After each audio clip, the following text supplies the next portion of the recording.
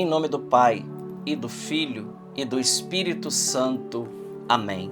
Evangelho de Jesus Cristo, segundo São Marcos. Glória a vós, Senhor. Naquele tempo, alguns fariseus se aproximaram de Jesus para pô-lo à prova. Perguntaram se era permitido ao homem divorciar-se de sua mulher. Jesus perguntou: que Moisés vos ordenou? Os fariseus responderam: Moisés permitiu escrever uma certidão de divórcio e despedi-la. Jesus então disse: foi por causa da dureza do vosso coração que Moisés vos escreveu este mandamento. No entanto, desde o começo da criação, Deus os fez, homem e mulher. Por isso, o homem deixará seu pai e sua mãe, e os dois serão uma só carne. Assim, já não são dois, mas uma só carne. Portanto, o que Deus uniu, o homem não separe.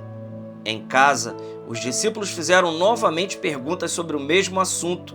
Jesus respondeu: quem se divorciar de sua mulher e casar com outra cometerá adultério contra a primeira.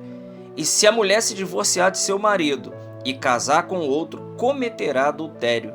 Depois disso, traziam crianças para que Jesus as tocasse, mas os discípulos as repreendiam. Vendo isso, Jesus se aborreceu e disse: deixai vir a mim as crianças, não as proibais, porque o reino de Deus é dos que são como elas. Em verdade eu vos digo, quem não receber o reino de Deus como uma criança, não entrará nele. Ele abraçava as crianças e as abençoava, impondo-lhes as mãos. Palavra da salvação. Glória a vós, Senhor. Meus irmãos, 6 de outubro, 27º domingo do tempo comum. Eu já quero pedir a você que comente, compartilhe, que você deixe seu like, que você possa se inscrever no canal, se não é inscrito. Olhando para esse texto do Evangelho, um texto hoje que a liturgia, inclusive a própria primeira leitura, trata exatamente do casamento. Hoje nós vamos então meditar e falar a respeito do matrimônio. Esse que a união de um homem e uma mulher, que foi querida por Deus e que está lá no ritual do matrimônio, em que nem as águas do dilúvio pôde destruir, aquilo que já era querido por Deus, a união de um homem e de uma mulher, segundo diz o catecismo, foi elevado por Jesus Cristo à dignidade de sacramento. Por isso Jesus aqui diz, quando perguntaram para ele, quando queriam colocar Jesus à prova, é permitido ao homem divorciar-se da sua mulher? Então aqui já tem uma palavra para nós. Deus, ele não quer o divórcio. Não quer. Não é querido por Deus. Eu sei que há situações em que duas criaturas não conseguem viver debaixo do mesmo teto, com risco de vida, com risco de prejuízo gravíssimos, inclusive para os filhos quando tem. Então, por questão de segurança e para cuidar da vida, que é o mais importante, há casos que realmente não é possível. Mas isso não dá direito.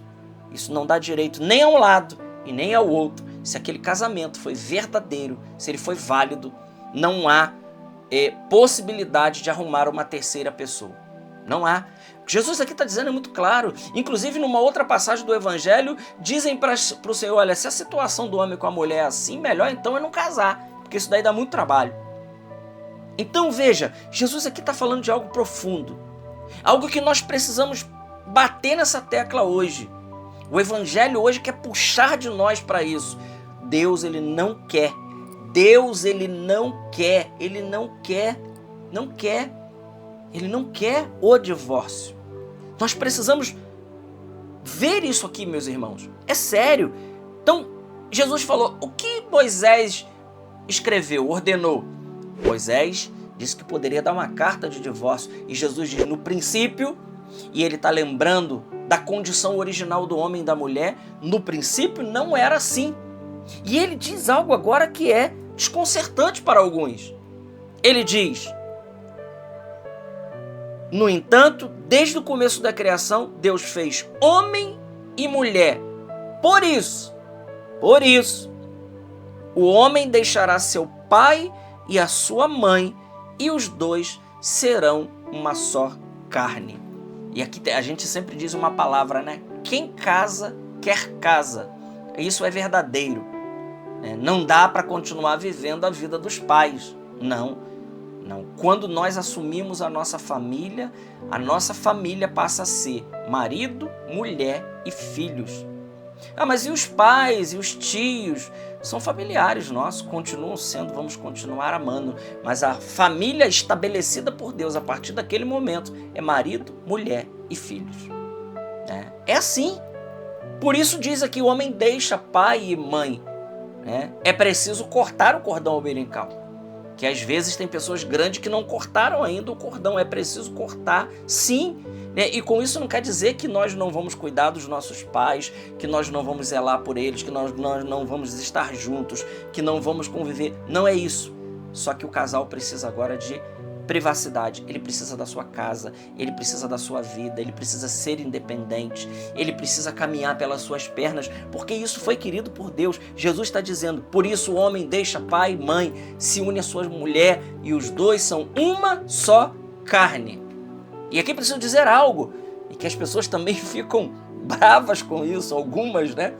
Que é o seguinte, o laço mais forte que existe não é da mãe com o filho, nem do pai com o filho. O laço mais forte que tem é do marido com a mulher. Porque nem o pai e nem a mãe é uma só carne com o filho, mas o marido é uma só carne com a esposa e a esposa é uma só carne com o marido. Os laços espirituais, eles são muito mais fortes do que os laços carnais. É assim, existe uma hierarquia? Sim. Os laços espirituais, o vínculo que une um homem e uma mulher, é um vínculo tão forte, que ele só se dissolve com a morte de um dos cônjuges. Olha que coisa!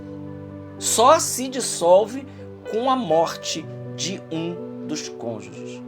Isso aqui é importante para cada um de nós. Então Jesus está dizendo, portanto, não separe o homem o que Deus uniu. Uniu, está unido. Agora aqui, claro, eu não estou falando aqui em caso de casamento nulo. Nulo, não anulado. A igreja não anula casamento. Ela declara nulo. Ou seja, ela declara que aquele casamento não existiu. Aquilo foi apenas um teatro que foi realizado ali na igreja. Porque houve uma série de complicações, houve uma série de situações que feriram o tripé fundamental para que se haja o sacramento do matrimônio, que é a forma canônica correta, que é não ter nenhum impedimento dirimente, nenhum dos 12 impedimentos dirimentes, e que não haja nenhuma falha de consentimento.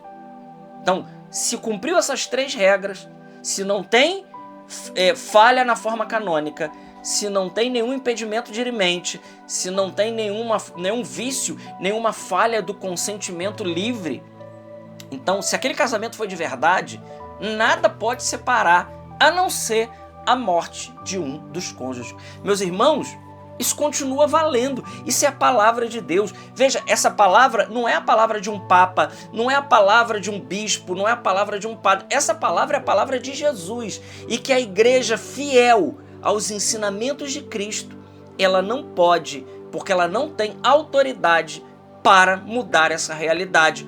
Por quê? Porque isso aqui é de instituição divina.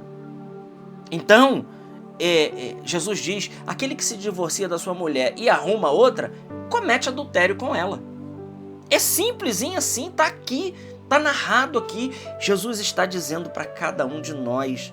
E isso vale para um lado, isso vale para o outro. Como nós precisamos hoje valorizar o sacramento do matrimônio. Porque as famílias, os casais, não querem mais lutar pelo seu matrimônio. Eles acham que, arrumando uma outra pessoa, eles vão resolver o problema. Na realidade, em muitos casos, eu não digo todos, em muitos casos isso é uma grande fuga de enfrentar o problema e de resolver o problema e de fazer a coisa dar certo. Porque eu digo para vocês, se Deus está no meio desse casamento, nada pode separar um casal que reza unido. Nada pode separar um casal. E aqui eu estou dizendo, e também As pessoas vão para o matrimônio como se fossem, pensando que estão indo para uma festa, um playground, um mar de rosas. Não existe pessoa ideal, não existe mar de rosas, não existe pessoas que nos tornam plenamente felizes. Coitado daquele que vai para o sacramento do matrimônio achando que vão ser felizes para sempre. Felicidade é Deus. Uma outra pessoa, ela é nossa companheira na caminhada e vamos ter que os dois pedalar. Vamos ter que os dois lutar, vamos ter que os dois nos perdoar, vamos ter que os dois nos curar, nós vamos ter que os dois, um ser suporte para o outro, levantar o outro, caminhar junto. Essa é a vida de casado, essa é a vida do sacramento do matrimônio, que é maravilhoso, mas que tem todas as suas cruzes. Eu costumo comparar a vida do matrimônio como uma rosa cheia de espinhos. É belo, mas tem os seus espinhos. E nós precisamos, não tirar os espinhos, mas nós precisamos saber lidar com eles, para que eles não firam as nossas mãos e para que a gente, vivendo essa vida em Deus, a gente possa, mesmo em meio a espinhos e cruzes, a gente chegar no final de tudo. Quão bonito é, né? Eu tive a graça de poder ver meus avós viverem quase 70 anos de casado. Eu estou tendo a graça de ver os meus pais que vão fazer 55 anos de casado. São graças para dizer para nós que ali foi um mar de rosa, sempre tá... Não, muitas dificuldades, muitas lutas, mas muito perdão, mas muita graça de Deus, mas muita compreensão, mas muito engolição de sapo, porque a gente precisa engolir alguns sapos no matrimônio, se a gente quiser viver junto, bem, em Deus. Mas, dentre todos esses espinhos, uma graça maravilhosa, que é viver a vida de Deus e que é poder chegar no final e dizer: eu combati o bom combate, eu completei a corrida, eu guardei a fé. Mas não é só tudo espinhos. Existem momentos maravilhosos na vida do sacramento do matrimônio de um casal. E são esses momentos que sustentam a vida de um casal. Vamos guardar isso no coração, porque o texto é muito claro. Portanto, não separe o homem aquilo que Deus uniu. Glória ao Pai, ao Filho e ao Espírito Santo, como era no princípio, agora e sempre. Amém. Deus te abençoe.